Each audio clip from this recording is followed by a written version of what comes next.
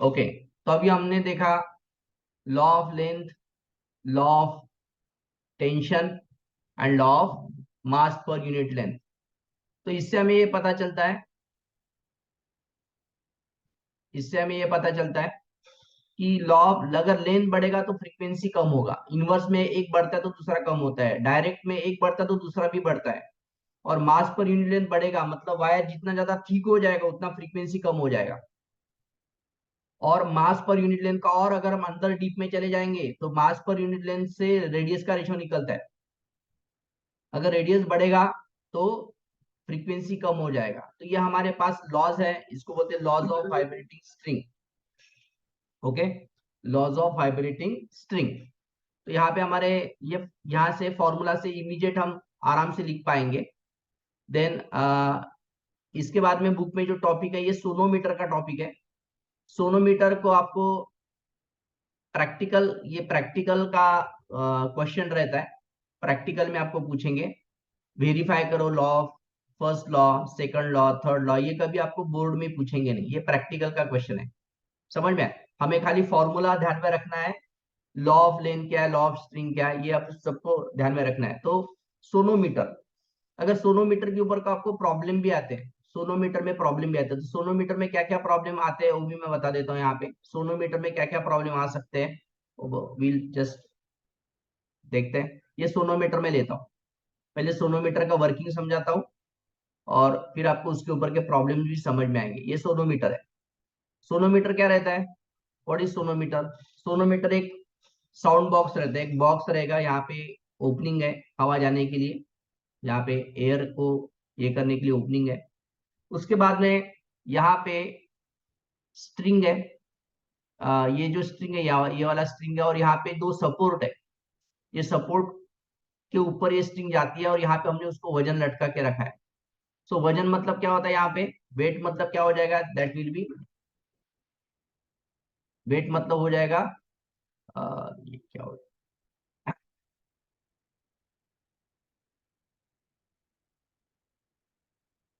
हम्म, ink नहीं,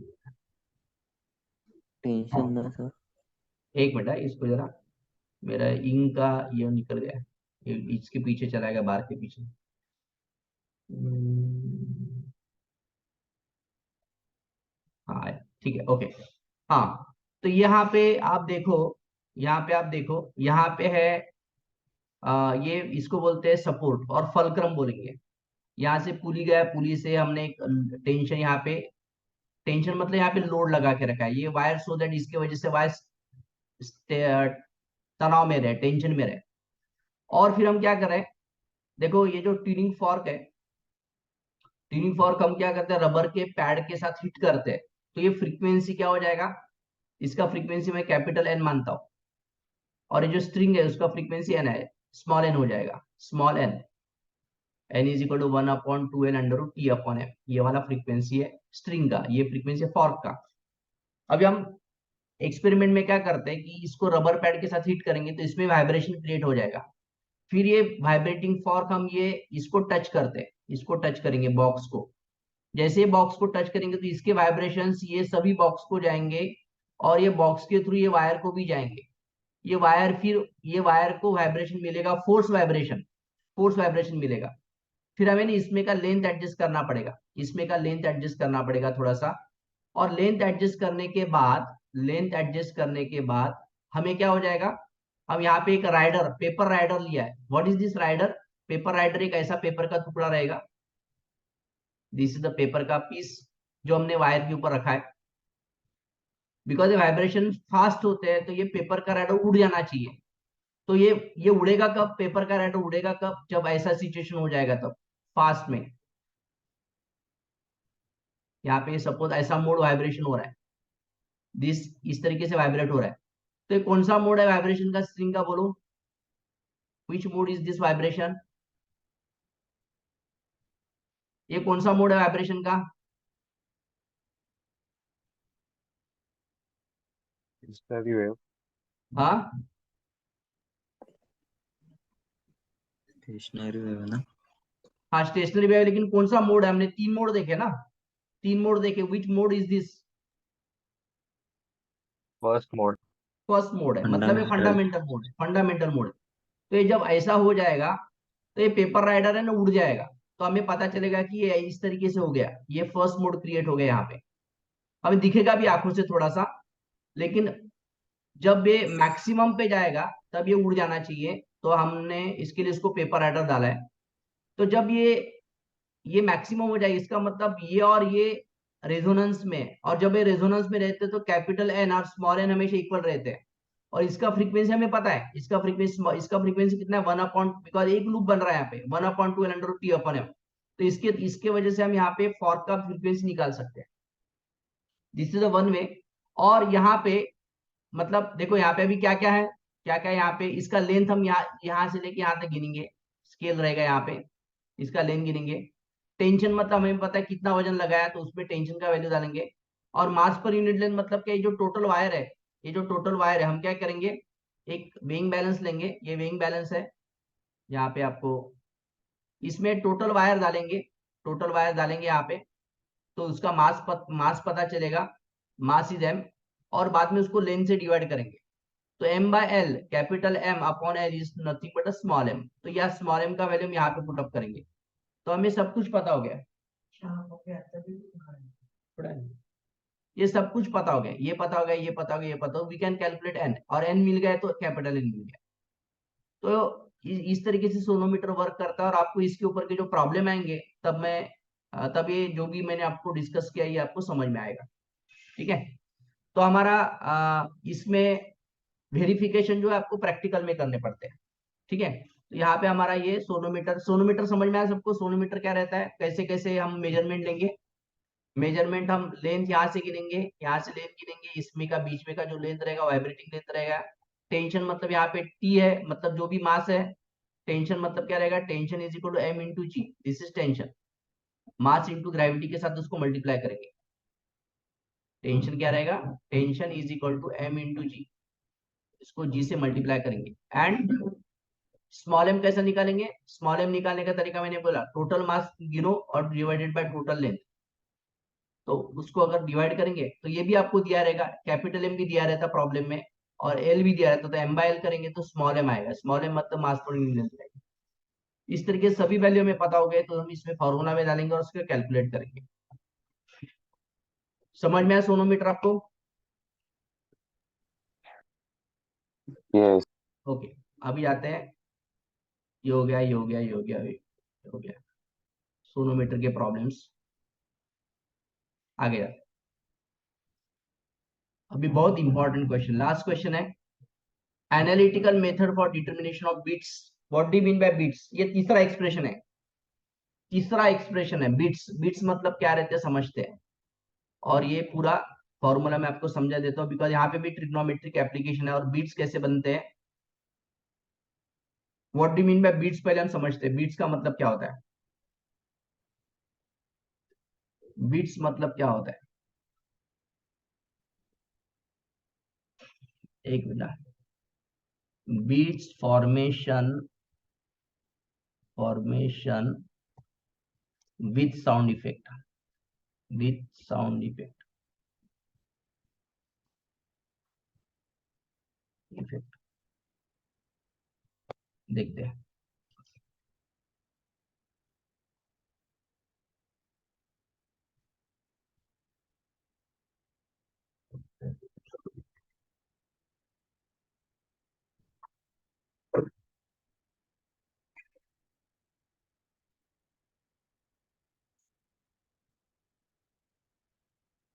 देखो अभी यहाँ पे मुझे जैसा चाहिए वैसा नहीं है, जैसे मिनट, 2 मिनट।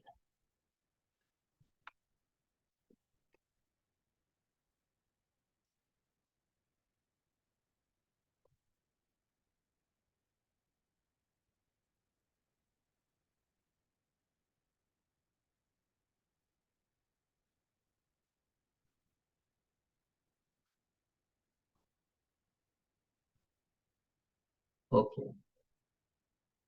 देखो वेरी वेरी इंपॉर्टेंट। अभी बीट्स के लिए क्या जरूरत है, सबसे इंपॉर्टेंट है बीट्स का मतलब क्या है। बीट्स मतलब दो वेव का मिक्सिंग होना। लेकिन अभी हमने दो वेव का मिक्सिंग होना तो बहुत जगह पे स्टडी किया, 3 बार स्टडी किया है। देखो यहाँ पे we have studied the mixing of two wave in different different cases.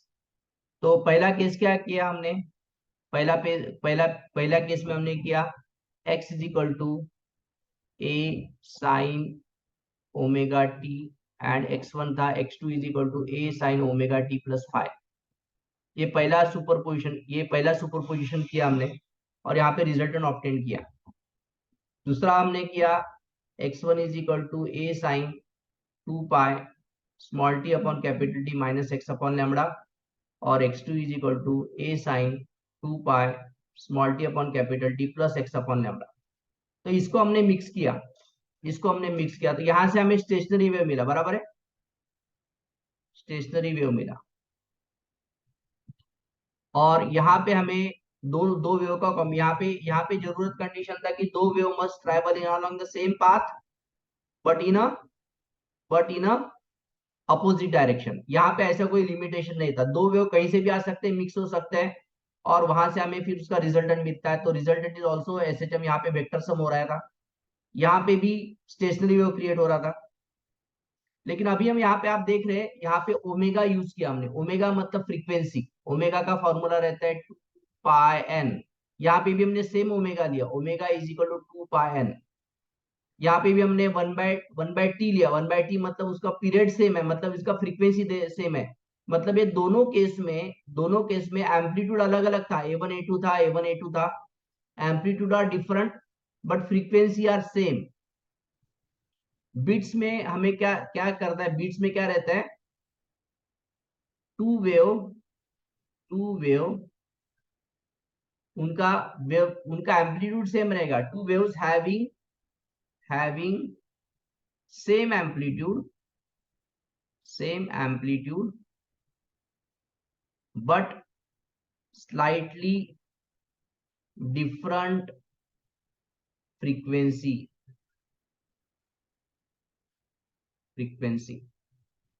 दो वेव अगर उसमें एम्पलीट्यूड सेम है लेकिन उसमें फ्रीक्वेंसी में स्लाइट फर्क होना चाहिए। इसका मतलब यहाँ पे जो हमने ओमेगा लिया, यहाँ पे भी हमने ओमेगा लिया, एन एन सेम रहेगा, यहाँ पे उनका फ्रीक्वेंसी अलग अलग होना चाहिए। तो ये आपको समझ में आया पक्का, क्या बोला मैंने, हेलो, समझ में आया?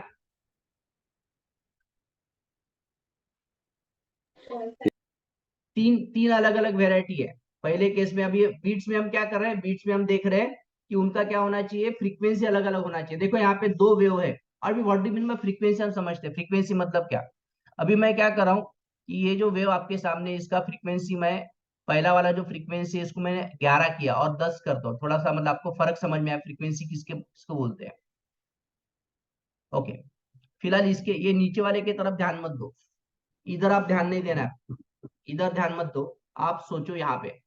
अभी आप देखो, अगर ये डिस्टेंस मैं पकड़ता हूं यहां से लेके यहां तक, का डिस्टेंस पकड़ता हूं, तो इसमें कितने वेव चलेंगे, देखो दिस इज वन, यहाँ पे है ना, यहाँ से पकड़ते, ठीक है, यहाँ से पकड़, यहाँ पे वन वेव हो गया, इधर दूसरा वेव, तीसरा वेव, क्या होता, तो इसमें खाली 5 वेव ऐसा समझते हैं, टोटल 5 वेव है।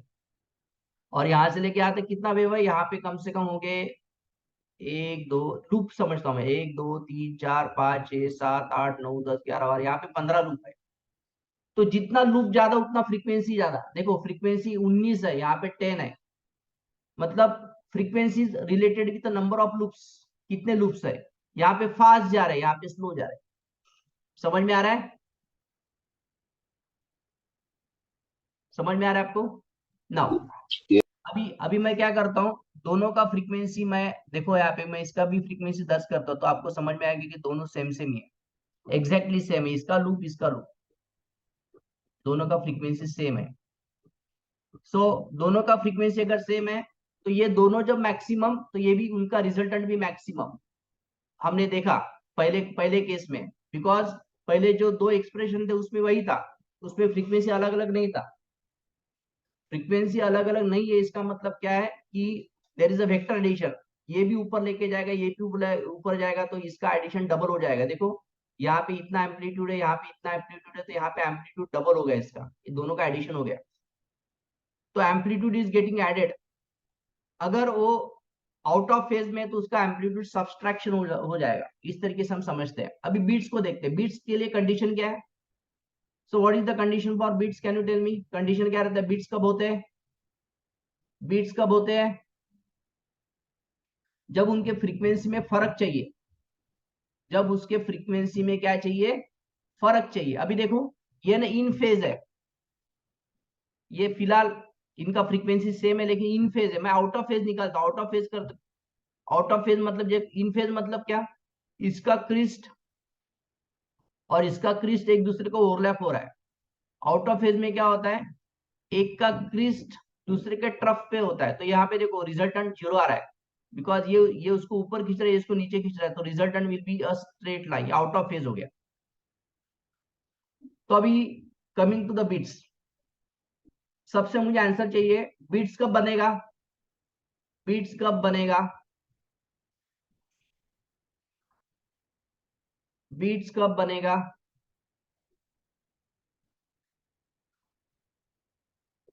आपको आंसर देना है। When two wave interfere each other, have slightly different frequency।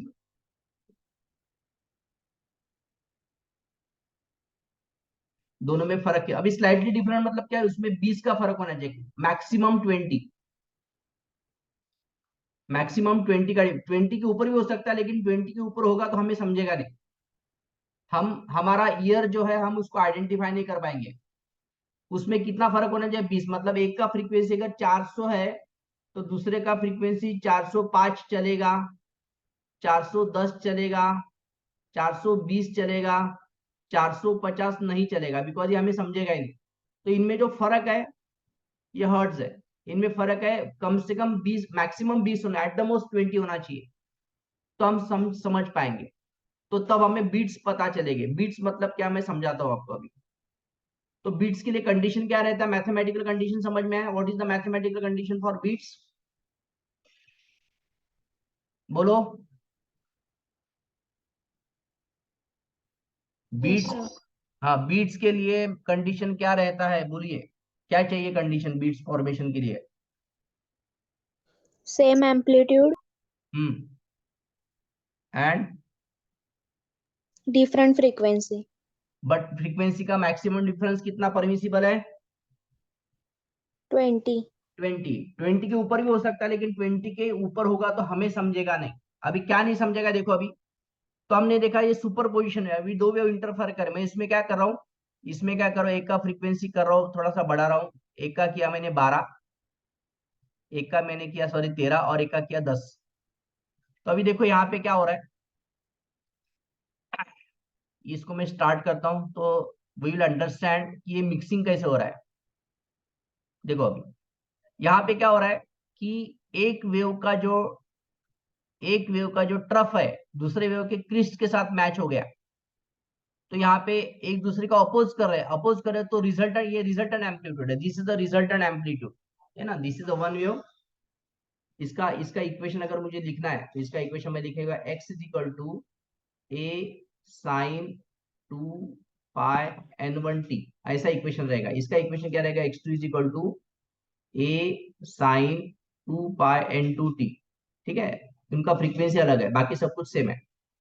तो जब फ्रीक्वेंसी अलग अलग होने की वजह से कभी कभी क्या होगा, कभी कभी एक का ट्रफ एक के क्रिस के साथ मैच हो जाएगा, तो ये आउट ऑफ फेज चलेगी। जब आउट ऑफ फेज जाएंगे तो एम्पलीट्यूड, रिजल्टेंट एम्पलीट्यूड जीरो हो जाएगा। बराबर है। फिर हम क्या करते हैं इसको, एक और चीज देखो, यहाँ पे क्या हो गया, इसका क्रिस्ट इसके क्रिस्ट के साथ ओवरलैप हो गया, दोनों का, इसके लिए इनफेज आ गए, इनफेज आ गए तो इसका एम्पलीट्यूड मैक्सिमम चला गया। तो क्या हो रहा है, बीट्स ये जो है ना यहाँ पे लेके यहाँ तक, यहाँ पे जब दोनों का एम्पलीट्यूड मैक्सिमम चला जाएगा तब आपको मैक्सिमम आवाज आएगा। इसको बोलते हैं वैक्सिंग, बोलते हैं, इसका टर्म क्या है? वैक्सिंग। वैक्सिंग मतलब आपको जोर से आवाज आएगा। और यहाँ पे दोनों एक दूसरे को कैंसिल कर रहे हैं, यहाँ पे एम्पलीट्यूड जीरो, आपको कुछ नहीं आवाज आएगा, तो इसको बोलते हैं waning. Waning, one waxing and one waning, इसको बोलते हैं वन बीट। तो यहां से लेके यहां तक इसको बोलते हैं one beat. One wax, one waxing plus one waning. Waning मतलब कम से कम आवाज, वैक्सिंग मतलब मैक्सिमम आवाज, तो इसको बोलते हैं वन बीट। तो देखो यहाँ पे एक बीट मिला, फिर हम आगे जाएंगे, यहाँ पे जाएंगे तो यहाँ पे आप देखो एक का एक का ट्रफ एक के क्रिस के साथ मैच हो रहा है, तो आउट ऑफ फेज में चलेगा, आउट ऑफ फेज में एम्पलीट्यूड 0 हो गया। फिर से यहाँ पे वैनिंग आया, क्या है यहाँ पे वैनिंग आया। तो आपको जब ये साउंड को आप अकेले को सुनेंगे, इसको अकेले को सुनेंगे, तो आपको एक कंटिन्यूस साउंड आएगा ऐसा। इसको अकेले को सुनेंगे तो आपको साउंड आएगा, फिर सेम साउंड आएगा, ऐसा साउंड आएगा। लेकिन अब इन दोनों को साथ साथ बजाएंगे, साथ साथ बजाएंगे तो इसका आवाज कैसे आएगा, अल्टरनेट बड़ा आएगा, ऐसा हो जाएगा, कभी बड़ा कभी छोटा, कभी बड़ा कभी छोटा। तो कभी जब बड़ा, यहाँ पे बड़ा आएगा आवाज, यहाँ पे छोटा आएगा, तो इसको बोलते हैं बीट्स। तो दो वेव को हमने मिक्स किया, लेकिन उनका फ्रीक्वेंसी में स्लाइट डिफरेंस है, ये अलग अलग है, बाकी सब कुछ सेम है, टाइम पीरियड सेम है, सब कुछ सेम, एवरीथिंग इज सेम, खाली फ्रीक्वेंसी में फर्क है। अभी आप यहाँ पे देख रहे हैं यहाँ पे एक का ट्रफ एक के क्रिस के साथ मैच हो रहा है, तो यहाँ पे क्या हो रहा है, एम्पलीट्यूड 0 हो रहा है। तो इस तरीके से बिट्स क्रिएट हो रहे हैं। समझ में आ रहा है आपको बिट्स कैसे बन रहे हैं? Yes, अरे sir. आवाज आवाज निकाल के भी आपको समझाया बीट्स कैसे। एक आवाज का भी एक्चुअली एक डेमो था, वही मैं सोच रहा था। तो देख, अगर वो होगा तो फिर आपको और अच्छी तरीके से पता चलेगा। Voice over, here beat, here the beats, correct. अभी हम बीट्स को हियर करेंगे। देखो अभी frequency of the left channel है, इसको मैं इसको कर देता हूं 200।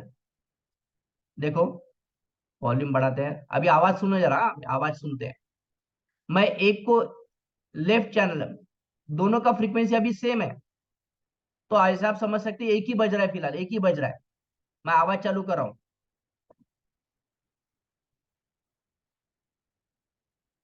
एक ही बज रहा है, अभी कंटिन्यूस आवाज है। अभी मैं इसमें बीट्स क्रिएट करता हूं, अभी दोनों का फ्रीक्वेंसी 200 है, मैं भी एक का फ्रीक्वेंसी कर देता हूं 5 का डिफरेंस रखते हैं, 5 का डिफरेंस, 5 का डिफरेंस। एक का है 200, दूसरे का है 205। अभी देखो बीट्स सुनाई देगा आपको, बीट्स एक सेकंड में 5 बार मैक्सिमम हो जाएगा, 5 बार मिनिमम हो जाएगा। केयरफुली सुनो अभी।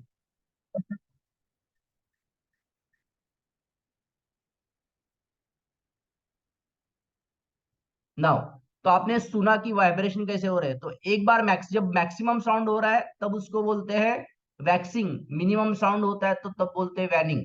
आए समझ में? अभी मैं और बढ़ा देता हूँ, और बढ़ा देता हूँ, तो अभी आपको 10 बीट सुनाई देंगे, एक सेकंड में फास्ट हो जाएगा। देखो अभी फास्ट,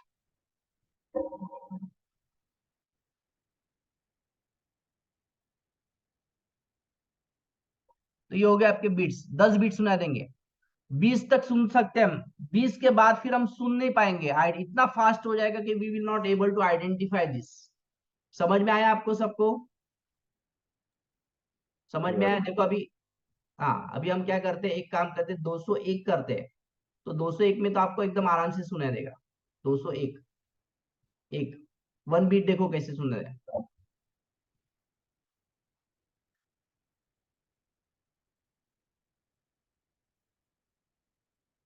और 10 क्या हो जाएगा,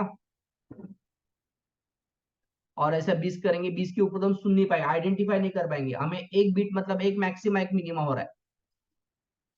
तो आई होप आपने, मैंने आपको विजुअलाइज भी दिखाया, प्रैक्टिकल भी दिखाया, तो बीट्स में अभी आपको कोई डाउट नहीं चाहिए। आया समझ में कि नहीं समझ में आया? Yes. ओके, तो हमें बीट्स समझ में आया सबको। अभी हम जाते हैं उसका मैथमेटिकल फॉर्मूला की तरफ।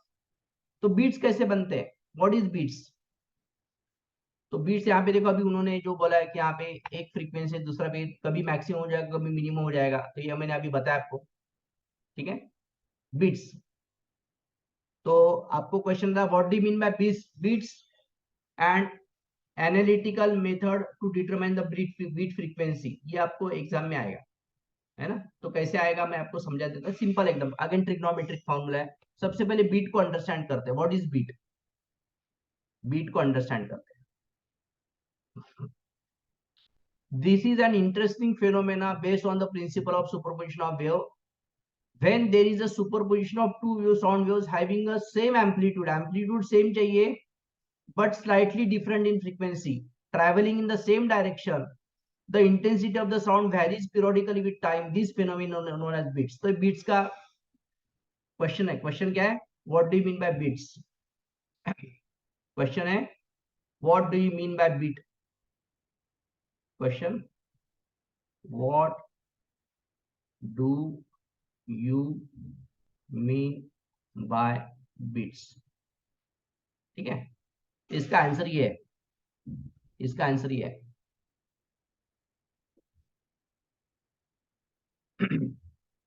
This is an interesting phenomena based on the principle when there is a superposition of two sound waves with the same amplitude but slightly different frequencies traveling the same direction, the intensity of the sound varies periodically with time, and this phenomenon is called a beats.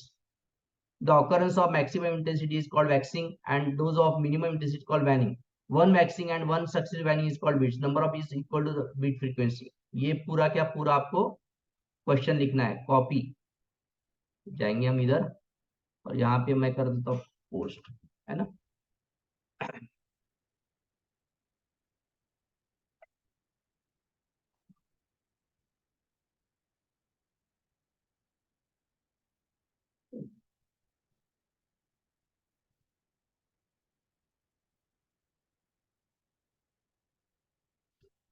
This is formation of beat. This is के बदले हम बोलेंगे formation of beat is interesting phenomena based on the principle of superposition. ये आपका question का answer हो गया. समझ में आपको ये आंसर? आगे जाए. यस. ओके, अभी आगे जाते हैं हम. डायरेक्ट बुक में जाते हैं और यहीं से मैं समझा देता हूँ बिकॉज अभी 9 मिनट बचे तो हमारा ये खत्म हो जाएगा तो हम रुक जाएंगे. देखो अभी consider a two sound waves having the same amplitude but slightly different frequency n1 and एक का frequency n1 है दूसरे का n2 है. Let us assume that they arrive in a phase at some point x in the medium. The displacement हम लिखें. Let us assume for simplicity the listener, तो हम इसको यहाँ ये नहीं लिखेंगे, ये नहीं लिखेंगे. Let y1 is equal to a sin 2 pi nt जो मैंने लिखा था. ठीक है, ये पहला इक्वेशन है. दूसरा इक्वेशन क्या है? We'll write first equation, ये लिखेंगे. दूसरा इक्वेशन क्या है? दूसरा इक्वेशन देखते हैं तो हमें ये वाला ड्रॉप कर देना है. ये वाला ड्रॉप करेंगे. ठीक है, y2 is equal to a sin 2 pi into t. फिर हम इसको ऐड करेंगे according to the principle of superposition of wave. y is equal to y1 plus y2 a sin 2 pi n1 t plus a sin 2 pi into t. यहाँ पे sin c plus sin d का formula लगाएंगे. कौन सा line है? First line है यहाँ पे. तो फर्स्ट लाइन में फॉर्मूला क्या बनता है? फर्स्ट लाइन में फॉर्मूला क्या बनेगा? 2 times sine c plus D by 2 into cos c minus D by 2. देखो sine 2 pi c plus D by 2 into cos c minus D by 2. तो ये फॉर्मूला बन रहा है. तो ये हमने यहाँ पे फॉर्मूला लगाया तो ये 2 यहाँ पे 2 आया और a पहले से दोनों में से कॉमन लिया तो a आया. साइन ये c है 2 pi n1 t 2 pi into T, ये sine c plus D by 2 into sine D C into cos c minus D by 2. ये समझ में आया स्टेप? समझ में आया? Okay yes. ना. तो ये हमने sine C plus D by किया. आगे जाते हैं. रीअरेंज किया हमने इसकी इक्वेशन को. रीअरेंज करते हैं. रीअरेंज में क्या किया हमने? ये जो कॉस वाला टर्म आगे लिया 2a cos 2 pi x upon और साइन वाला पीछे लिया. अब ये जो 2a cos 2 pi n1 t इसको हमने कैपिटल ए, ये एम्पलीट्यूड रखा पूरा क्या पूरा, इसको ए रखा और ये पूरा क्या पूरा ए हो गया. ये पूरा क्या पूरा ए हो गया. यहां से लेके यहां तक पूरा ए हो गया. तो हमारा फॉर्मूला और n1 प्लस n2 t को हम n रखेंगे, स्मॉल n रखेंगे. तो देखो y इज इक्वल टू यहाँ पे आएगा a sine 2 pi n t. तो हमें एक रिजल्टेंट इक्वेशन हमने इसके जैसा बनाया. तो हमने शुरू में कौन सी इक्वेशन लिए थे? शुरू में हमने इक्वेशन लेते हैं y1 is equal to a sine 2 pi n1 t. ये हमारा पहला इक्वेशन था. y2 is equal to a sine 2 pi n2 t. ये दूसरा इक्वेशन था. तो हमने दो इक्वेशन को कंबाइन किया तो हमें नया इक्वेशन ये मिला. अभी इसमें चेंजेस क्या क्या हो गए? यहाँ पे एम्पलीट्यूड चेंज हो गया और n1 और n2 के बदले में कैपिटल n आया और n के बदले में n1 प्लस n2 अपॉन 2 ये आया. तो इसका मतलब ये भी एक प्रोग्रेसिव वेव था, ये भी एक प्रोग्रेसिव वेव था, लेकिन ये वाला जो वेव है ये दोनों का मिक्सिंग, ये भी उसके जैसे है, लेकिन इसके एम्पलीट्यूड में कॉस टर्म आया, एम्पलीट्यूड में कॉस आया मतलब एम्पलीट्यूड उसका वैरी होगा। तो कभी एम्पलीट्यूड मैक्सिमम जाएगा, जब मैक्सिमम एम्पलीट्यूड होगा तो वैक्सिंग मिलेगा, जब मिनिमम एम्पलीट्यूड होगा तो वैनिंग मिलेगा। और इस तरीके से आपको अलग अलग साउंड क्रिएट, अलग अलग साउंड मिल रहे हैं। तो ये आपका उसका फाइनल है। अभी हमें बताना है कि बीट्स का फ्रीक्वेंसी निकालना है। बीट्स का फ्रीक्वेंसी कैसा निकालेंगे? This is the equation of progressive wave having a frequency n and amplitude a. The frequency n is the mean of frequency. mean मतलब दोनों का ऐड करके डिवाइडेड बाय 2 किया तो मीन हो गया ये। And amplitude a varies periodically with time because इसमें cos term है, amplitude में cos term है। The intensity of the sound is proportional to the square of amplitude. Hence, the resultant intensity will be maximum when amplitude is maximum. तो amplitude maximum कब रहेगा? When amplitude will be maximum. तो ये amplitude ये पूरा का पूरा ये ना ये cos वाला टर्म +1 -1 होता है। तो जैसा हमने इसके पहले किया था वैसे हम यहाँ पे कर रहे हैं। तो cos का वैल्यू +-1 होना चाहिए। तो cos का वैल्यू +-1 कब होगा? यहाँ पे +-1 तो एक 0 हो सकता है, पाई हो सकता है, 2 पाई हो सकता है, 3 पाई हो सकता है। तो यहाँ पे हमें भी इसका वैल्यू, टाइम का वैल्यू निकालना है। टाइम का वैल्यू देखो यहाँ पे मैं कैलकुलेशन करता हूँ आपको, यहाँ पे मैं आपको कैलकुलेशन से समझाता हूँ, कैलकुलेशन से मैं समझाता हूँ। देखो क्या कैलकुलेशन है यहाँ पे, सबका वही है। अभी हम क्या करेंगे, 2 pi n1 minus n2 upon 2 into T, इसको पहले 0 के साथ इक्वेट करेंगे। 0 के साथ इक्वेट करने के बाद ये पूरा के पूरा टर्म इसके नीचे चला जाएगा, तो पहला टाइम आएगा 0। अभी हम दूसरी बार इक्वेट करेंगे पाई से। दूसरी बार किसके साथ इक्वेट करेंगे? पाई से इक्वेट करेंगे। तो पाई से इक्वेट करने के बाद क्या हो जाएगा, यहाँ पे पाई लेता हूँ, ये पाई पाई हो जाएगा कैंसर। सो ये 2 हो जाएगा कैंसर। तो टाइम क्या आएगा? Time is equal to 1 upon n1 minus n। यहाँ पे देखो 1 अपॉन n1 माइनस n। फिर हम इक्वेट करेंगे 2 पाई से।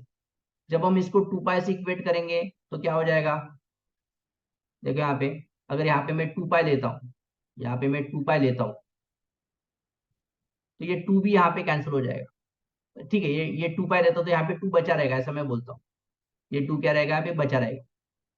तो ये 2 यहाँ पे कैंसिल होता है, यहाँ पे भी ये 2 बचा, तो यहाँ पे क्या आएगा, 2 अपॉन n1 माइनस n2, तो यहाँ पे 2 अपॉन n1।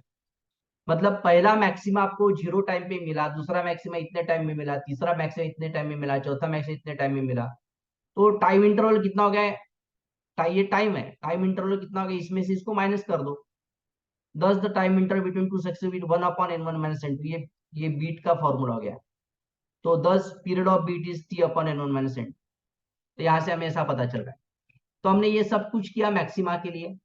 अभी हम वही मिनिमा के लिए समझते हैं। मिनिमा के लिए समझते हैं, मिनिमा में क्या हो रहा है देखो। मिनिमा में अभी सब कुछ मिनिमम एम्पलीट्यूड के लिए, तो यहाँ पे उन्होंने क्या लिखा है, यहाँ पे लिखा है the number of waxing heard per second is the reciprocal of period. The frequency of beat is n1 up, because frequency हमेशा टाइम पीरियड का, ये टाइम है, capital T is equal to 1 upon n1 minus n2 आया, तो frequency उसका उल्टा रहता है, n is equal to n1 minus n2। तो फ्रीक्वेंसी ऑफ बीट इतना हो गया। फ्रीक्वेंसी ऑफ बीट जैसा मैंने आपको एनिमेशन में समझा ना, तो अगर हम दोनों के फ्रीक्वेंसी में 1 का गैप रखते हैं तो हमें 1 सेकंड में एक ही बार एक मैक्सिमा, एक वैक्सिंग और एक वैनिंग मिलेगा। अगर हम 10 रखते हैं तो उसमें 10 वैक्सिंग और 10 वैनिंग मिले, मतलब 10 बिट्स मिलेंगे। तो number of bits is just the frequency को माइनस करना है, एक बड़े वाले फ्रीक्वेंसी को छोटे वाले फ्रीक्वेंसी से माइनस करेंगे। आई होप ये समझ में आया आपको। आगे जाते हैं। अभी एम्पलीट्यूड 0 कब होगा? 0 कब होगा, तो देखो 0 में क्या होता है, मैंने प्लानिंग होगा तो यहाँ पे 0, तो 0 कब हो सकता है, तो π/2 हो सकता है, 3π/2 हो सकता है, 5π/2 हो सकता है। तो वही वैसे करेंगे कैलकुलेशन जैसा मैंने लास्ट टाइम किया था। तो ये जो एम्पलीट्यूड है 2 pi n1 minus n2 upon 2 into T, that is equal to π/2। तो ये पाई पाई कैंसिल हो जाएगा, एक इधर का 2 कैंसिल हो जाएगा।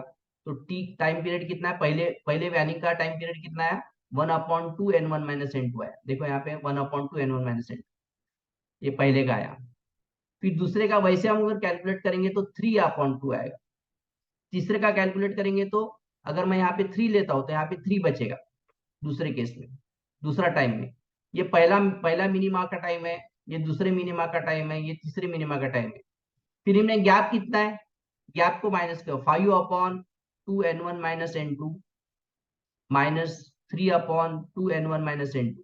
इनको माइनस करो, देखो डिनोमिनेटर दोनों का सेम है, तो क्या आएगा 2n1 माइनस n2। 5 में से 3 चला गया 2, तो ये 2 कैंसिल हो गया। तो अगेन इसमें फर्क कितना आया, time interval 1/n1 minus n2। समझ में आ रहा है कि नहीं आ रहा है? यस। ओके, तो ये टाइम पीरियड हो गया, इसमें n1 माइनस n2 हो गया। तो हमें ऐसा पता चल रहा है कि वैक्सिंग का टाइम कितना है, 1/n1 माइनस n2 है। वैनिंग का टाइम भी कितना है, इतना ही है, 1/n1 माइनस n2। तो इसका मतलब waxing and waning are fix fix time के बाद ही होता है, यहां से हमें ऐसा पता चलता है। और यहाँ पे हमारा एक क्वेश्चन खत्म होता है। तो हमने पीरियड ऑफ बीट्स निकाला। पीरियड ऑफ बीट्स कितना रहता है, n1 minus n2, 1/n1 minus n2। और फ्रीक्वेंसी कितना रहता है, 1/n1 माइनस n2। तो यहाँ पे हमारा ये खत्म होता है बीट्स का फॉर्मेशन, और ये ग्राफ निकालने का जरूरत नहीं आपको। तो इस तरीके से ये वाला एक्सप्रेशन आपको 4 मार्क के लिए नहीं तो 3 मार्क के लिए आएगा। समझ में आया आपको?